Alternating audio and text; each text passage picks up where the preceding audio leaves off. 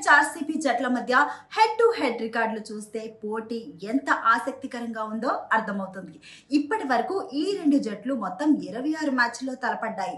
అందులో Sunrisers Hyderabad 14 matches విజయం సాధించగా రాయల్ ఛాలెంజర్స్ బెంగళూరు 11 మ్యాచెస్ గెలిచింది. మరో మ్యాచ్ అయితే టైగా ముగిసింది.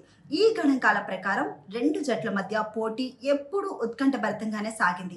గత సీజన్లో కూడా ఈ రెండు జట్ల మధ్య జరిగిన మ్యాచ్ ప్రత్యేకంగా నిలిచింది.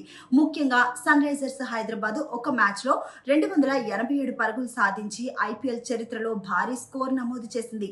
ఈ రికార్డు ఇప్పటికీ అభిమానుల మధ్యలో నిలిచిపోయింది. ఈసారి మాత్రం పరిస్థితులు భిన్నంగా ఉన్నాయి. Royal Challengers Bengaluru defending champions గా మైదానంలోకి దిగుతుంది.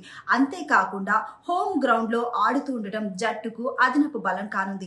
అభిమానుల మద్దతుతో గట్టి పోరాటం చేయాలని ఆర్సీబీ లక్ష్యంగా పెట్టుకుంది. మరోవైపు సన్ రైజర్స్ హైదరాబాద్ కూడా ధైర్యంగా బరిలోకి దిగుతుంది. కొత్త కెప్టెన్ ఇషాన్ కిషన్ తన జట్టును దూకుడుగా ఆడించాలని సూచించాడు. ప్రారంభం నుంచే ఆధిపత్యం చెలాయించాలని ఎస్ఆర్హెచ్ లక్ష్యంగా పెట్టుకుంది.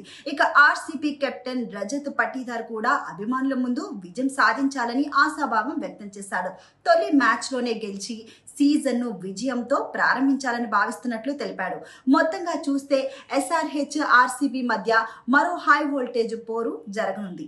హెడ్ టు హెడ్ రికార్డులు, గత మ్యాచ్ల ఉత్కంఠ, రెండు జట్లు బలాలు అన్ని కలిపి ఈ మ్యాచ్ ను మరింత ఆసక్తికరంగా మార్చాయి. ఇప్పుడు అందరి ప్రశ్న ఒకటే, ఈ మ్యాచ్ లో ఎవరు గెలుస్తారు? సమాధానం ఈ రోజు రాత్రే తెలుస్తుంది. ఎవరు గెలుస్తారు అనేది మీరు కామెంట్ చేయండి.